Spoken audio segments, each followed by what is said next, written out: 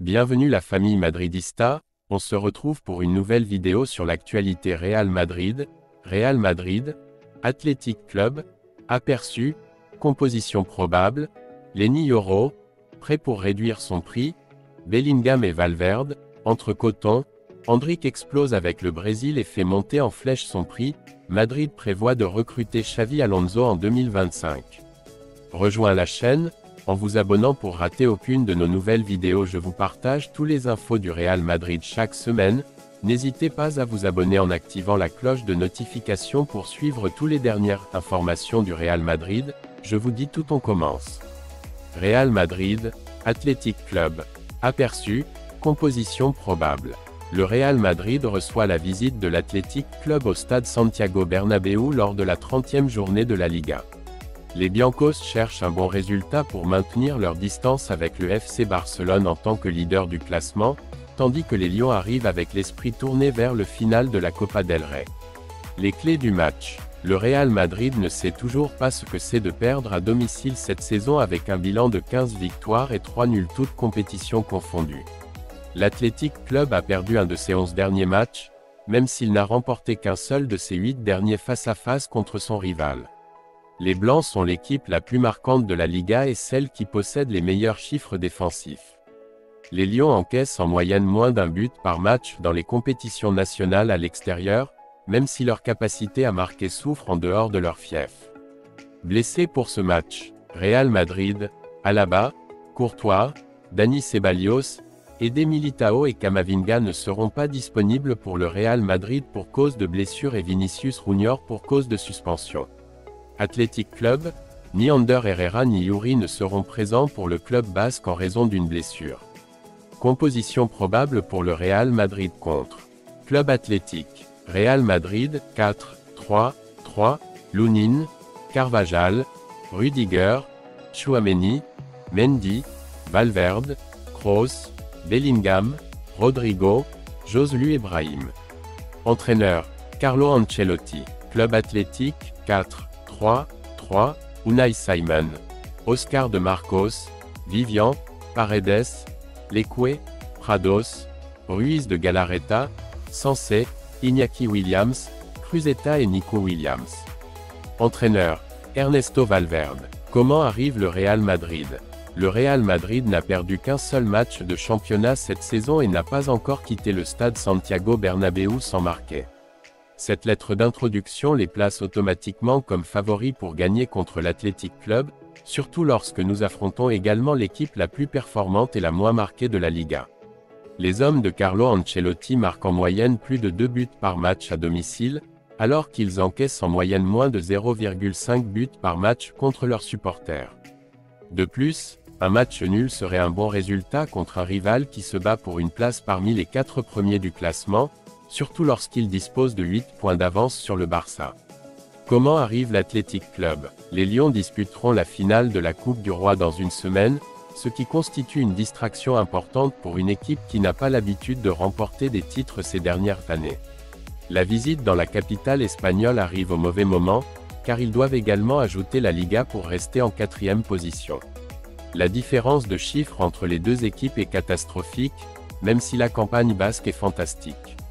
Bien entendu, les hommes d'Ernesto Valverde diminuent leur potentiel offensif et leur solidité défensive en dehors de leur fief, une situation qui devrait s'aggraver dans un terrain comme le stade Santiago Bernabéu. Dans ce duel entre le Real Madrid et l'Athletic Club, l'analyse révèle une confrontation où les Blancs, invaincus à domicile cette saison, affichent une nette supériorité statistique et une forme impressionnante. Cependant, l'Athletic Club, malgré son défi imminent en finale de la Copa del Rey, aspire à maintenir sa place en haut du classement de la Liga. Cette confrontation symbolise le choc entre l'excellence constante du Real Madrid et la détermination de l'Athletic Club à briller malgré les obstacles. Au-delà des chiffres et des stratégies, c'est l'essence même du football, où l'espoir et la passion se mêlent à chaque coup de sifflet, qui rend ce match captivant et imprévisible. Lenny Yoro, prêt pour réduire son prix. Le Real Madrid fait pression sur Lille pour qu'il recrute le défenseur central français, mais les 60 millions qu'il évalue à son transfert semblent trop chers. Il lui reste un an de contrat et tente de négocier la signature à la baisse, le laissant en prêt pour l'année restante au risque de le voir partir gratuitement en 2025. La défenseur centrale française Leny Yoro est une cible du Real Madrid pour renforcer le centre de sa défense. Le footballeur de 18 ans est l'une des attractions du marché, suivi par plusieurs équipes avec le PSG comme principal rival des Blancs, même s'il s'oppose au renforcement du club parisien et cela donne un avantage à Madrid. Le joueur est attiré par la finition en blanc où il coïncidera avec ses compatriotes Tchouaméni, Mendy, Camavinga et, sûrement, Mbappé. Le principal problème que voit le club madrilène est le prix élevé que Lille lui a fixé. Il réclame 60 millions d'euros alors que sa valeur marchande est de 40. L'équipe madrilène ne veut pas atteindre ce montant et tente de trouver une solution pour convaincre le club français. Je lui proposerai de le prêter la saison prochaine plus un montant en rapport avec sa valeur. Droitier-gauchier. Le contrat de Yoro se termine en 2025 et s'il refuse de le renouveler comme le tente son club, il pourrait partir gratuitement d'ici un an. Un risque pour Lille si le défenseur central refuse de partir dans une autre équipe que le Real Madrid, qui ferait mieux s'il arrivait à l'été 2025 où il occuperait le poste que Nacho pourrait laisser vacant. Le capitaine a décidé de continuer encore un an et de clôturer son parcours en blanc à l'âge de 35 ans. S'il décide de partir cet été, Madrid accélérerait la signature du défenseur central français.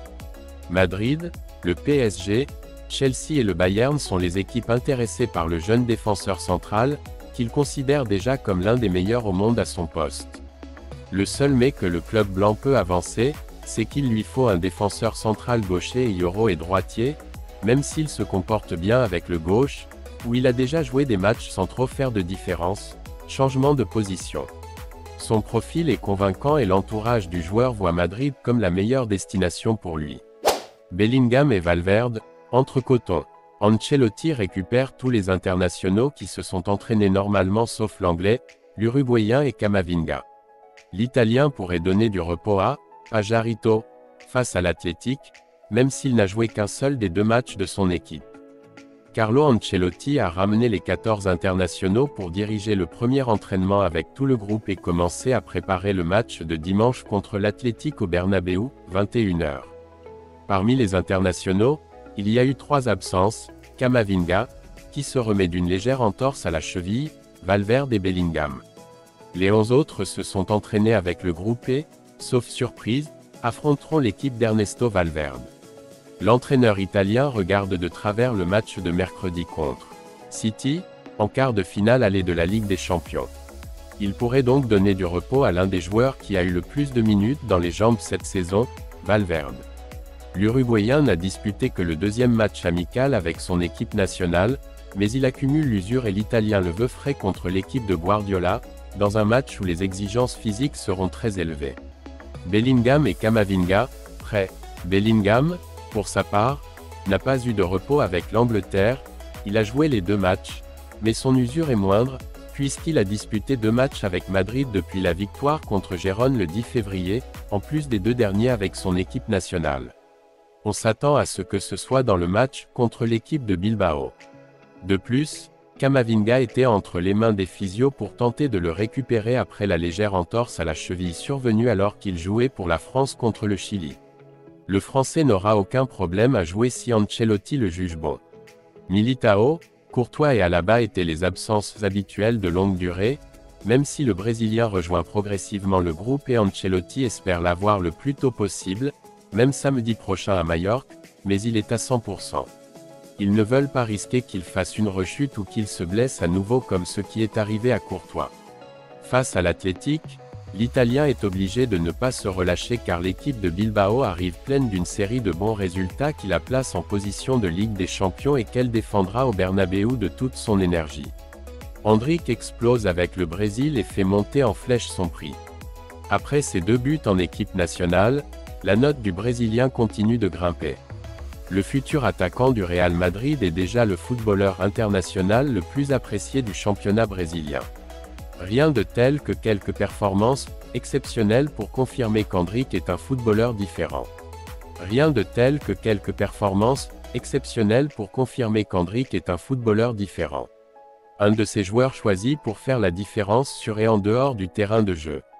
Pour commencer, L'Angleterre et l'Espagne savent déjà ce que signifie encaisser des buts avec l'empreinte du Brésilien. Et, immédiatement après, et contrairement à ce qui est habituel, le portail spécialisé dans la valorisation des footballeurs Transfermarkt a mis à jour notamment son prix de marché estimé. Il y a quelques jours à peine, Transfermarkt a mis à jour le prix indicatif des joueurs collectés sur son portail. Un travail acharné qui est effectué périodiquement et qui place la cachette estimée d'Endrick à la succulente somme de 45 millions d'euros. Prix plus que notable si l'on tient compte du fait que le joueur est toujours dans les rangs de Palmeiras en attendant de rejoindre Madrid en tant qu'adulte à l'âge de 18 ans l'été prochain. Mais Endrick brise le moule et Transfermarkt ne fait pas exception. Contrairement à ce qui est habituel, le prix d'Endrick a subi un changement important coïncidant avec la pause compétitive des clubs et la vitrine de l'équipe nationale. L'attaquant brésilien est passé de 45 à 55 millions dans la référence économique indicative du portail spécialisé. Objectif double. Ce changement serait en grande partie dû à la performance d'Endrick en défendant le Brésil lors des 2 matchs amicaux très exigeants qu'il a disputés. Le premier a eu lieu contre l'Angleterre, où Endrick n'a pas manqué l'occasion de marquer son premier but avec le maillot tricolore. Mais l'œuvre fut achevée dès sa deuxième apparition, cette fois au Santiago Bernabéu et contre l'Espagne, où quelques secondes après avoir sauté sur le terrain, il a décoché un tir du pied gauche qui a surpris Unai Simon. Double but et médiatisation débordée pour le jeune attaquant brésilien. Quelques jours plus tard, le portail surprend avec un ajustement important dans la note du joueur. Madrid prévoit de recruter Xavi Alonso en 2025. Le refus de l'entraîneur de Liverpool et du Bayern de rester à Leverkusen le rapprocherait de Madrid. Ancelotti renouvelé jusqu'en 2026, avec une clause de sortie dans un an. Xavi Alonso est devenu l'un des entraîneurs les plus recherchés du marché. Son excellente saison au Bayer Leverkusen l'a élevé comme l'entraîneur à la mode sur le marché européen et 2 clubs l'avaient approché pour le recruter en juin dernier. Liverpool et le Bayern cherchaient à l'embaucher, mais Xavi Alonso aurait déjà pu décider de rester dans son équipe actuelle pour un an supplémentaire. Selon ESPN, cette stratégie vise une éventuelle signature au Real Madrid en 2025 pour remplacer Carlo Ancelotti sur le banc. L'entraîneur basque n'a pas voulu parler de son avenir tant qu'il n'a pas atteint les objectifs de cette saison, mais en Angleterre, on dit déjà que Liverpool a jeté l'éponge comme remplaçant possible de Jürgen Klopp. Xavi Alonso aurait exclu cette option d'aller au Premier ministre et l'équipe anglaise serait déjà en train de négocier l'arrivée du Portugais Ruben Amorim, qui triomphe avec ses méthodes au Sporting Lisbonne. Le Bayern reste pour l'instant candidat à l'acquisition de Xavi Alonso, même si les dirigeants du club allemand commencent également à chercher des alternatives en raison du silence de l'entraîneur sur leurs propositions. Xavi Alonso est très à l'aise au Bayer Leverkusen et compte sur le projet de la saison prochaine pour continuer à grandir en tant qu'entraîneur. Il est clair que d'autres opportunités se présenteront à l'avenir et son objectif clair serait le Real Madrid, dont le banc est occupé par Carlo Ancelotti. Le jeu de Florentino Pérez aurait pu être la clé de la décision finale de Xavi Alonso. Le président blanc a renouvelé Ancelotti jusqu'en 2026 en signe de confiance maximale dans la direction italienne, mais il existe une clause de sortie d'ici un an alors que l'Italien a déjà 65 ans. Il faudra voir la performance de l'équipe l'année prochaine, mais Xavi Alonso serait le candidat numéro 1 à signer à Madrid avec un projet plein de jeunes joueurs et, soi-disant, avec Mbappé en tête d'affiche. Xavi Alonso est clair sur le fait que Madrid peut connaître un cycle de victoires pendant de nombreuses années en Europe et que cette possibilité l'attire. De plus, il est très reconnaissant envers le Bayer Leverkusen et aimerait mener à bien son projet l'année prochaine en Ligue des Champions, où il acquérait plus d'expérience pour les défis futurs. Il est vrai que les offres qu'il a eues sur la table sont financièrement très importantes, mais la possibilité d'aller à Madrid pèse beaucoup.